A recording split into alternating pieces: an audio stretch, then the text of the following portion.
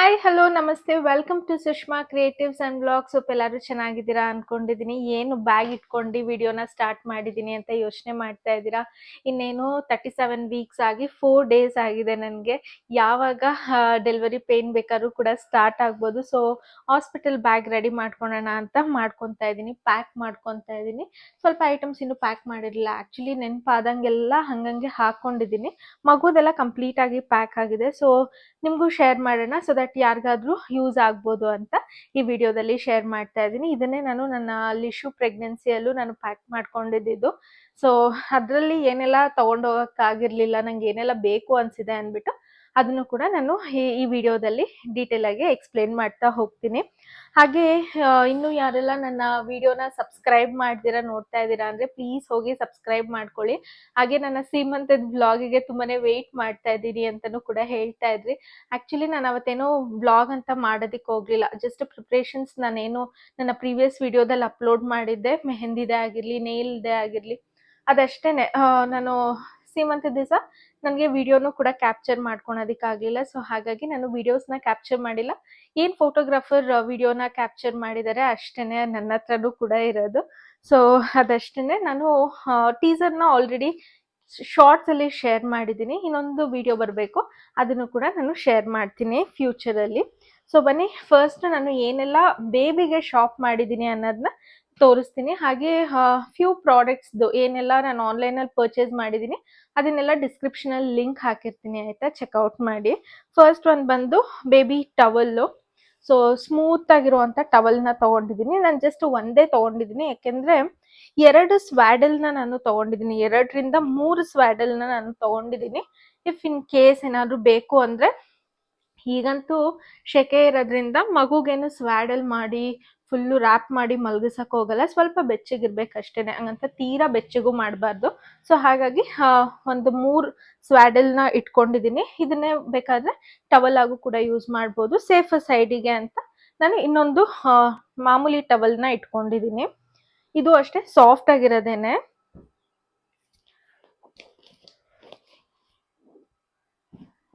ಈ ಸ್ವ್ಯಾಡಲ್ ಅಂತೂ ತುಂಬಾನೇ ಚೆನ್ನಾಗಿದೆ. ಇನ್ಫ್ಯಾಕ್ಟ್ ನಾನು ಅದನ್ನ ಈ ಸರಿ ಬೈ ಮಾಡಿಲ್ಲ, ಲಿಶುಗ್ ತಗೊಂಡಿದ್ದಂಥ ಸ್ವ್ಯಾಡಲ್ನೇ ನಾನು ಇಟ್ಕೊಂಡಿದ್ದೀನಿ. ಯಾಕೆಂದರೆ ಮಸ್ಲಿನ್ ಕ್ಲಾತ್ ತುಂಬಾನೇ ಚೆನ್ನಾಗಿದೆ. ಸೊ ಹಾಗಾಗಿ ಅದೇ ಇತ್ತು, ಅದನ್ನೇ ಇಟ್ಟಿದ್ದೀನಿ ಅಷ್ಟೇ. ಇನ್ನು ಇದು ಅಷ್ಟೇ ಸ್ವ್ಯಾಡಲ್ಸೇನೆ. ಇದೂ ಬೆಡ್ಶೀಟ್ ರೀತಿಯಲ್ಲಿರುವಂಥ ಸ್ವ್ಯಾಡಲ್ಸ್. ಇದು ಅಷ್ಟೇ ಮೆಟೀರಿಯಲ್ ಎಲ್ಲ ತುಂಬ ಸಾಫ್ಟ್ ಆಗಿದೆ. ಸೊ ಇದನ್ನು ಕೂಡ ನಾನೇನು ಈ ಸರಿ ಬೈ ಮಾಡಿಲ್ಲ. ಇದು ಕೂಡ 3 ಇತ್ತು, ಅದರಲ್ಲಿ 2 ಇಟ್ಕೊಂಡಿದ್ದೀನಿ. ಇಫ್ ಇನ್ ಕೇಸ್ ಏನಾದರೂ ಬೇಕು ಅಂದರೆ ಇದನ್ನು ಕೂಡ ಸ್ವ್ಯಾಡಲ್ ಮಾಡ್ಬೋದು ಅಂತ. ಇನ್ನು ಮಗುಗೆ ಅಂತ ಸಾಫ್ಟ್ ಆಗಿರುವಂಥ ಟವಲ್ಸ್ನ ತೊಗೊಂಡಿದ್ದೀನಿ. ಆ್ಯಕ್ಚುಲಿ ಇದೆಲ್ಲ ಕವರ್ ಬೇರೆ ಹಾಕಿದ್ದೀನಿ, ಆಯಿತಾ, ಬೇರೆ ಬೇರೆ ಕವರು. ಇದು ಲವ್ ಲ್ಯಾಪ್ದು ನಾನು ತೊಗೊಂಡಿರೋದು. ಇದನ್ನು ಕೂಡ ತುಂಬಾ ಸಾಫ್ಟ್ ಆಗಿದೆ, ಅದು ಕಾಟನ್ ಮೆಟೀರಿಯಲ್ಲು. ಸೊ ಇದ್ರದ್ದು ಲಿಂಕ್ ನಾನು ಹಾಕಿರ್ತೀನಿ, ಚೆಕ್ಔಟ್ ಮಾಡಿ. ಇದರಲ್ಲಿ ಸೆಟ್ ಆಫ್ 6 ಏನೋ ಬಂದಿತ್ತೇನೋ, 6 or 8, I don't remember properly. ನಾನು ಬರೀ ಒಂದು 4ರಿಂದ 5 ಇಟ್ಕೊಂಡಿದ್ದೀನಿ ಸಾಕು ಅಂತ. ಇನ್ನೇನು 3 ಡೇಸ್ ಇರ್ತೀವಿ ಅಷ್ಟೇ ಅಲ್ಲಿ. ಸೊ ಹಾಗಾಗಿ ಇನ್ನು ಇದೆಲ್ಲ ಬಂದರೆ ಇದೆಲ್ಲ ಆಲ್ರೆಡಿ ನನ್ನ ಮಿನಿ ಬ್ಲಾಗ್ಸಲ್ಲಿ ಶೇರ್ ಮಾಡಿದ್ದೀನಿ ನಾನು. ಸೊ ಜಸ್ಟ್ ಏನೆಲ್ಲ ಇಟ್ಕೊಂಡಿದ್ದೀನಿ ಅನ್ನೋದನ್ನ ಹೇಳ್ತಾ ಹೋಗ್ತೀನಿ. ಇದು ಬಂದು ಕ್ಯಾಪ್ಸು, ಮಿಟನ್ಸು ಆ ಥರ ಇಟ್ಕೊಂಡಿದ್ದೀನಿ. ಈ ಶೆಕೆಯಲ್ಲಿ ಮಿಟನ್ಸ್ ಹಾಕೋಕ್ಕೆ ಡೌಟೇನೆ, ಬಟ್ ಸ್ಟಿಲ್ ಅಂದರೆ ಮಗು ಮುಖ ಎಲ್ಲ ಪರ್ಚ್ಕೊಳುತ್ತೆ ಅನ್ನೋದಕ್ಕೋಸ್ಕರ ಇದನ್ನು ಹಾಕಬೇಕು. ಸೊ ಇದೊಂದು, ಮತ್ತು ಇನ್ನೊಂದು ಮರ್ತೋಗ್ಬಿಟ್ಟಿದ್ದೀನಿ, ಅದನ್ನು ಕೂಡ ಇಟ್ಕೊಬೇಕು. ನೆಕ್ಸ್ಟ್ ಬಂದರೆ ಮಗು ಬಟ್ಟೆ ಹೆಂಗೆ ನಾನು ತೊಗೊಂಡಿದ್ದೀನಿ ಅಂದರೆ, 2 ಹುಡುಗಿಗೆ ಆಗೋ ಅಂಥ ಬಟ್ಟೆ ತೊಗೊಂಡಿದ್ದೀನಿ, 2 ಹುಡುಗಂಗೆ ಆಗೋ ಅಂಥ ಬಟ್ಟೆ ತೊಗೊಂಡಿದ್ದೀನಿ. ಸೊ ನೋಡ್ಬೋದು ನೀವಿಲ್ಲಿ, ಇದ್ಯಾವುದು ಪರ್ಪಲ್ ಕಲರು ಮತ್ತು ಇನ್ನೊಂದು ಯಾವುದೋ ಮೋಸ್ಟ್ ಪ್ರಾಬಬ್ಲಿ ಈ ಪೇಸ್ಟಲ್ ಕಲರ್ ಅನಿಸುತ್ತೆ ಹುಡುಗಿದು. ಪರ್ಪಲ್ ಮತ್ತು ಈ ಪೇಸ್ಟಲ್ ಕಲರು ಹುಡುಗಿದು ಅನಿಸುತ್ತೆ. ಇದೆರಡು ಹುಡುಗಂದು. ಸೊ ಆ ರೀತಿ ತೊಗೊಂಡಿದ್ದೀನಿ. ಇದೆರಡು ಬಾಡಿ ಸೂಟು, ಸೆಟ್ ಆಫ್ 4 ತೊಗೊಂಡಿದ್ದೀನಿ ಇದರಲ್ಲೂ. ಇನ್ನು ನಾರ್ಮಲ್ ಆಗಿ ಏನಾದರೂ ಮಗುಗೆ ಜಾಸ್ತಿ ಶೆಕೆ ಆಗ್ತಿದೆ ಅಂದರೆ ಚೇಂಜ್ ಮಾಡೋದಕ್ಕೆ ಅಂತ ಇನ್ನೂ ಒಂದೆರಡು. ಯೂಶಲಿ ಚಿಕ್ಕ ಮಕ್ಳಿಗೆ ದಿನದಲ್ಲಿ 2 ರಿಂದ 3 ಸತಿನಾದ್ರೂ ಬಟ್ಟೆ ಚೇಂಜ್ ಮಾಡ್ತಾ ಇರ್ತೀವಿ ಅಲ್ವಾ. ಸೊ ಸ್ವಲ್ಪ ಜಾಸ್ತಿನೇ ತಗೊಂಡಿದ್ದೀನಿ, ಸೊ ದಟ್ ಅಲ್ಲಿ ಏನು ನಾನು ತಿರ್ಗಾ ಮನೆಯಿಂದ ತರಿಸ್ಕೊಳೋ ಅಂತ ಅಗತ್ಯ ಬರಬಾರ್ದು ಅಂತ. ಮತ್ತೆ ಇದೆಲ್ಲ ಹೊಸದಾಗಿ ತಗೊಂಡು ವಾಶ್ ಮಾಡಿ ಇಡ್ಸಿರೋ ಅಂಥದ್ದು. ಸೊ ಹಾಗಾಗಿ ಎಲ್ಲಾವುದು ಕೂಡ ವಾಶ್ ಆಗಿದೆ ಒಂದ್ಸರಿ. ಸೊ ನೋಡ್ಬೋದು ಇಲ್ಲಿ 1-2 ಬನೀನ್ ರೀತಿಯಲ್ಲಿ ತಗೊಂಡಿದ್ದೀನಿ ಸಮ್ಮರ್ ಆಗಿರೋದ್ರಿಂದ. ಇದೆಲ್ಲ ಬಾಡಿ ಸೂಟ್ ಅಂದ್ರೆ ರೋಂಪೋಸ್ ಅಂತ ಏನೋ ಬರುತ್ತಲ್ಲ, ಒನ್ಸಿ ತರ ಬರುತ್ತಲ್ಲ, ಆ ತರ ಇದು 3 ಒನ್ಸಿ ತರ ತಗೊಂಡಿದ್ದೀನಿ. ಇನ್ನು ಬೇಬಿ ಸ್ಕಿನ್ ಕೇರ್ ಪ್ರಾಡಕ್ಟ್ಸ್, ಇದನ್ನು ಕೂಡ ನನ್ನ ಪ್ರೀವಿಯಸ್ ವಿಡಿಯೋದಲ್ಲಿ ನಾನು ಶೇರ್ ಮಾಡಿದ್ದೆ, ಬೇಬಿಗೆ ಅಂತ ತರಿಸಿದ್ದೀನಿ ಅಂತ, ಅದನ್ನೇ ಇಟ್ಕೊಂಡಿದ್ದೀನಿ. ಇದು ಕೂಡ ಡಿಸ್ಕ್ರಿಪ್ಷನ್ ಲಿಂಕ್ ಹಾಕಿರ್ತೀನಿ, ಚೆಕ್ಔಟ್ ಮಾಡಿ. ಇನ್ನು ಒಂದು ವೈಪ್ಸ್ ಕೂಡ ತಗೊಂಡಿದ್ದೀನಿ, ಇದನ್ನ ಬೇಕು ಅಂದ್ರೆ ಯೂಸ್ ಮಾಡೋಣ. ನಾರ್ಮಲಿ ಹಾಸ್ಪಿಟಲ್ ಅಲ್ಲೇ ಪ್ರೊವೈಡ್ ಮಾಡ್ತಾರೆ ಡೈಪರ್ ಮತ್ತೆ ವೆಟ್ ವೈಪ್ಸ್ ಎಲ್ಲ, ಬೇಕಾದ್ರೆ ನಾವು ಇದನ್ನ ಯೂಸ್ ಮಾಡ್ಬೋದು ಅಂತ ಇದೊಂದು ತಗೊಂಡಿದ್ದೀನಿ. ಇದು ಬಂದು ವಾಟರ್ ವೈಪ್ಸ್ ಅಂತ. ನಾನು ಇದನ್ನ ಬೇಬಿ ಶಾಪ್ ಅಲ್ಲಿ ಪರ್ಚೇಸ್ ಮಾಡಿದ್ದು, ಸೆಟ್ ಆಫ್ 3 ಏನೋ ಬರುತ್ತೆ, ಪ್ಯಾಕ್ ಆಫ್ 3, ಅದನ್ನ ಪರ್ಚೇಸ್ ಮಾಡಿದ್ದು. ಇದಿಷ್ಟು ಬೇಬಿಗೆ ಅಂತ ಇಟ್ಕೊಂಡಿರೋದು. ಇದಕ್ಕೆ ನಾನು ಇನ್ನೊಂದೇನೋ ಇಟ್ಕೊಬೇಕು, ನೈಲ್ ಫೈಲ್ ಮಾಡೋದು ಇಟ್ಕೊಬೇಕು. ಅದೆಲ್ಲಿಟ್ಟಿದ್ದೀನಿ,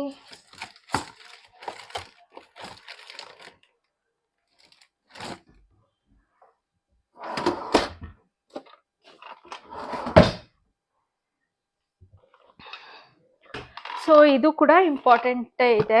ಮನೇಲಿ ಬಂದ್ ಮಾಡೋದು ಅಥವಾ ಅಲ್ಲೇ ಮಾಡ್ಬೋದು ಏನೋ ಗೊತ್ತಿಲ್ಲ, ತಗೊಂಡೋಗಿರ್ತೀನಿ. ಯಾಕಂದ್ರೆ ಮಗುಗೆ ಹುಟ್ಟಿದಾಗೇನೆ ನೇಲ್ಸ್ ಎಲ್ಲ ತುಂಬಾ ಶಾರ್ಪ್ ಆಗಿರುತ್ತೆ, ಮುಖ ಎಲ್ಲ ಪರ್ಚ್ಕೊಂತಾ ಇರುತ್ತೆ ಅಲ್ವಾ. ಸೊ ಅದ್ರ ಬದಲು ಈ ಮಿಷಿನ್ ನ ಯೂಸ್ ಮಾಡ್ಬೋದು.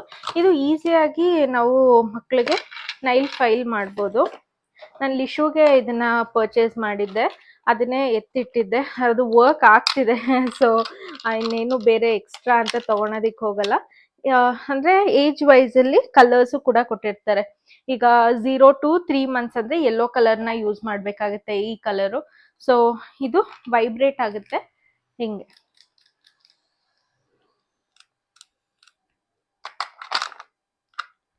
ಸೊ ಇದನ್ನು ಕೂಡ ಇಟ್ಕೊಂಡಿರ್ತೀನಿ. ಇಫ್ ಇನ್ ಕೇಸ್ ಏನಾದ್ರು ಮಗು ನೇಲ್ಸ್ ಎಲ್ಲ ತುಂಬಾ ಶಾರ್ಪ್ ಆಗಿದೆ ಅಂದ್ರೆ ಅಲ್ಲೇ ಫೈಲ್ ಮಾಡ್ಬೋದು, ಆಗ ಮಿಟನ್ಸ್ ಹಾಕೋ ಅಂತ ಅಗತ್ಯ ಇರಲ್ಲ. ಸೊ ಹಾಗಾಗಿ ಈ ಎಲೆಕ್ಟ್ರಿಕ್ ಐಟಮ್ಸ್ ಎಲ್ಲ ನಾನು ಇನ್ನೊಂದು ಬ್ಯಾಗಲ್ಲಿ ಇಟ್ಕೊತಾ ಇದ್ದೀನಿ. ಜಸ್ಟ್ ಇದರಲ್ಲಿ ಏನೆಲ್ಲ ಬಟ್ಟೆದೇನು ಬೇಕೋ ಅದನ್ನ ಇಟ್ಕೊಂಡಿದ್ದೀನಿ. ಇದಕ್ಕೆ ನಾನು ಡೈಪರ್ ಇಟ್ಕೊಂಡಿಲ್ಲ, ಡೈಪರ್ನ ನಾನು ಹಗ್ಗೀಸ್ದು ತಗೊಂಡಿದ್ದೀನಿ. ನೋಡ್ಬೋದು, ನಾನು ಬೇಬಿ ಡೈಪರಿಗೆ ಹಗ್ಗೀಸ್ ಯೂಸ್ ಮಾಡ್ತೀನಿ. ಲಿಶುಗೂ ಕೂಡ ನಾನು ಹಗ್ಗೀಸೇ ಯೂಸ್ ಮಾಡ್ತಾ ಇದ್ದಿದ್ದು. ನನ್ಗೆ ಅದೇನೋ ಬೇರೆದೆಲ್ಲ ಅಷ್ಟು ಸಾಫ್ಟ್ ಇದೆ ಅನ್ಸಲ್ಲ. ಸೊ ಹಾಗಾಗಿ ಅವಳಿಗೆ ಹಗ್ಗೀಸೇ ಯೂಸ್ ಮಾಡ್ತಿದ್ದೆ. ಸ್ಟಾರ್ಟಿಂಗ್ ಫ್ಯೂ ಡೇಸ್ ಅಲ್ಲಿ ಮಗು ಸಣ್ಣ ಆಗುತ್ತೆ, ಹುಟ್ಟಿದ ತಕ್ಷಣ ಹುಟ್ಟಿ 1 ತಿಂಗಳಲ್ಲಿ ಒಂದ್ ಸ್ವಲ್ಪ ಸಣ್ಣ ಆಗಿ ಆಮೇಲೆ ದಪ್ಪ ಆಗುತ್ತೆ ಅಲ್ವಾ. ಆಗ ಪ್ಯಾಂಟೀಸ್ ತರ ಇರುವಂತ ಡೈಪರ್ನ ಹಾಕೋದಿಕ್ಕಾಗಲ್ಲ. ಸೊ ಹಾಗಾಗಿ ನಾನೇನ್ ಮಾಡ್ತೀನಿ ಅಂದ್ರೆ ಈ ತರ ಟೇಪ್ ರೀತಿಯಲ್ಲಿ ಇರುತ್ತಲ್ಲ, ಮುಂಚೆ ಬರ್ತಿತ್ತಲ್ಲ ಟೇಪ್ ರೀತಿಯಲ್ಲಿರೋದು, ಅದೇ ತರನೇ ಪರ್ಚೇಸ್ ಮಾಡಿದೀನಿ. ಸೊ ದಟ್ ಅದೇನಂದ್ರೆ ಸಣ್ಣ ಇದ್ರೂ ಆರಾಮಾಗಿ ಟೈಟ್ ಮಾಡ್ಬೋದು ಅಂತ. ಸೊ ಇದನ್ನ 2 ಪ್ಯಾಕ್ ತರಿಸಿದೀನಿ. ಮೋಸ್ಟ್ ಪ್ರಾಬಬ್ಲಿ ಒಂದ್ ಸ್ವಲ್ಪ ತಗೊಂಡೋಗ್ತೀನಿ, ಯಾಕಂದ್ರೆ ಅಲ್ಲೇ ಕೊಡ್ತಾರೆ ಡೈಪರ್ನ. ಸೊ ಹಾಗಾಗಿ ಇನ್ನು ನನಗೇನೆಲ್ಲ ನಾನು ತಗೊಂಡೋಗ್ತೀನಿ, ಇದಿಷ್ಟು ಬೇಬಿಗೆ ನಾನು ಇಟ್ಕೊಂಡಿರೋ ಅಂಥದ್ದು. ಇನ್ನು ನನಗೇನೆಲ್ಲ ಇಟ್ಕೊಂಡಿದ್ದೀನಿ ಅಂದ್ರೆ ಟಾಯ್ಲೆಟ್ರಿ ಮತ್ತೆ ಕ್ರೀಮ್ಸ್ ಏನೆಲ್ಲ ಬೇಕೋ ಅದನ್ನ ಇಲ್ಲಿ ಇಟ್ಕೊಂಡಿದ್ದೀನಿ. ಇನ್ನು ಒಂದು ಡ್ರೈಯರು ಕೂಡ ತಗೊಂಡಿದ್ದೀನಿ, ಯಾಕೆಂದ್ರೆ ಡೆಲಿವರಿ ಆಗಿ ನೆಕ್ಸ್ಟ್ ಡೇನೆ ಡಾಕ್ಟರ್ ಅಡ್ವೈಸ್ ಮಾಡ್ತಾರೆ ನಮಗೆ ಹೇರ್ ವಾಶ್ ಮಾಡೋದಿಕ್ಕೆ, ಅಂದ್ರೆ ಹೆಡ್ ಬಾತ್ ತಗೊಳ್ಳಿ ಅಂತಾನು ಕೂಡ ಹೇಳ್ತಾರೆ. ಸೊ ಹಾಗಾಗಿ ಅವಾಗ ಹೇರ್ ಡ್ರೈಯರ್ ಇರಲ್ಲ, ಇಮಿಡಿಯೇಟ್ ಆಗಿ ಮಗುಗ್ ಫೀಡ್ ಮಾಡ್ಬೇಕಾಗುತ್ತೆ. ನಮ್ ಕಡೆ ಎಲ್ಲ ಏನು ಅಂದ್ರೆ ತಲೆ ಒಣಗೋವರೆಗೂ ಮಗುಗ್ ಫೀಡ್ ಮಾಡಂಗಿಲ್ಲ ಅಲ್ವಾ. ಸೊ ಹಾಗಾಗಿ ಏನ್ ಮಾಡ್ತಿದ್ದೆ ಅಂದ್ರೆ ಈ ಸರಿ ನಾನು ಡ್ರೈಯರ್ನ ತಗೊಂಡಿದ್ದೀನಿ. ಬಿಕಾಸ್ ಲಾಸ್ಟ್ ಟೈಮ್ ನನಗೆ ಕೂದಲು ಒಣಗಿಸೋದೇ ಕಷ್ಟ ಆಗಿತ್ತು. ಬಿಕಾಸ್ ರೂಮಲ್ಲಿ ಇರ್ತೀವಿ, ಬಿಸಿಲು ಬರ್ತಾ ಇರಲ್ಲ, ಹಾಗೆ ಉದ್ದನೂ ಕೂಡ ಇದೆ ನನ್ನ ಕೂದಲು. ಸೊ ಹಾಗಾಗಿ ಈ ಸರಿ ಸೇಫರ್ ಸೈಡ್ಗೆ ಅಂತ ಒಂದು ಚಿಕ್ಕದು ಫಿಲಿಪ್ಸ್ ಇತ್ತಲ್ಲ ಮನೆಯಲ್ಲಿ, ಅದನ್ನೇ ಇಟ್ಕೊಂಡಿದ್ದೀನಿ ಡ್ರೈಯರು. ಇನ್ನು ಒಂದು ಇದು ಏನಿದು ಒಂದು ಶಾಲ್ ತರ ತಗೊಂಡಿದ್ದೀನಿ. ಜಸ್ಟ್ ಇಫ್ ಇನ್ ಕೇಸ್ ಏನಾದ್ರು ಕಾರಲ್ಲಿ ಬರ್ತಾ ಏನಾದ್ರು ಫೀಡ್ ಮಾಡಬೇಕು ಅಥವಾ ಹಿಂಗೆ, ಇವಾಗಂತೂ ಸ್ವೆಟರ್ ಎಲ್ಲ ಹಾಕೋದಿಕ್ಕಾಗಲ್ಲ. ಸೊ ಇದೊಂದು ಶ್ರಗ್ ತರ ಹಾಕೊಂಬರೋಣ ಅಂತ ಇದೊಂದು ತಗೊಂಡಿದ್ದೀನಿ ಶಾಲ್ನ. ಇನ್ನೆರಡು ಫೀಡಿಂಗ್ ನೈಟೀಸ್ನ ಇಟ್ಕೊಂಡಿದ್ದೀನಿ. ಇನ್ನೊಂದು ಜೊತೆ ಬಟ್ಟೆ ಇಟ್ಕೊಬೇಕು, ಅಂದರೆ ಮನೆಗೆ ಬರ್ಬೇಕಾದ್ರೆ ಹಾಕೊಳೋದು, ಅದೊಂದು ಇಟ್ಕೊತೀನಿ. ಇನ್ನು ಏನಿದು ಫೀಡಿಂಗ್ ಇನ್ನೋವೇಸ್ ಏನೆಲ್ಲ ಬೇಕು ಅದು. ಮತ್ತೆ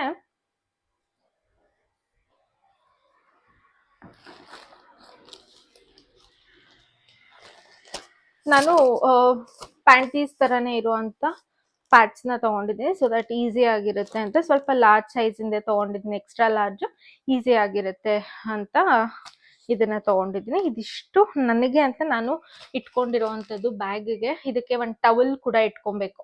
ಒಂದು ಟವಲ್ ಇಟ್ಕೊಂಡ್ರೆ ನಂದು ಮುಗೀತು. ಸೊ ಒಂದು ಟವಲ್ ಇಟ್ಕೊಂಡಾಗ ಮುಗೀತು. ಇದಿಷ್ಟು ನಾನು ನನ್ನ ಹಾಸ್ಪಿಟಲ್ ಬ್ಯಾಗಲ್ಲಿ ಇಟ್ಕೊಂಡಿರೋದು. ಶರಣ್ಗೆ ಅಮ್ಮಂಗೆ ಹೇಳಿದ್ದೀನಿ. ಇನ್ನು ಬೇಬಿನ ಕ್ಯಾರಿ ಮಾಡ್ಕೊಂಡು ಬರೋದಕ್ಕೆ, ಅಂದರೆ ಮನೆಗೆ ಕರ್ಕೊಂಬರೋವಾಗ, ಇನ್ನು ಬೇಬಿನ ಮನೆಗೆ ಕರ್ಕೊಂಬರ್ಬೇಕಾದ್ರೆ ಕ್ಯಾರಿ ಮಾಡೋದಕ್ಕೆ ಬೇಕಲ್ವಾ, ಸೊ ಅದಕ್ಕೆ ಇದನ್ನು ತರಿಸಿದ್ದೀನಿ. ಇದನ್ನು ಲಾಸ್ಟ್ ಡೇಯಲ್ಲಿ ತರಿಸ್ಕೊತೀನಿ, ಇಲ್ಲಾಂದರೆ ಇದನ್ನು ಹಾಗೇ ಕಾರಲ್ಲಿ ಇಟ್ಬಿಟ್ಟಿರ್ತೀನಿ, ಸೊ ದಟ್ ಈಸಿಯಾಗಿ ಅವಾಗ ಯಾವಾಗ ಬೇಕೋ ಅವಾಗ ಎತ್ಕೊಬೋದು. ಯಾಕೆಂದರೆ ಕಾರ್ ಯಾವಾಗಲೂ ಅಲ್ಲೇ ಇರುತ್ತೆ ಅಲ್ವಾ, ಸೊ ಅದಕ್ಕೇನೆ. ನೋಡಿ, ಇದೊಂದು.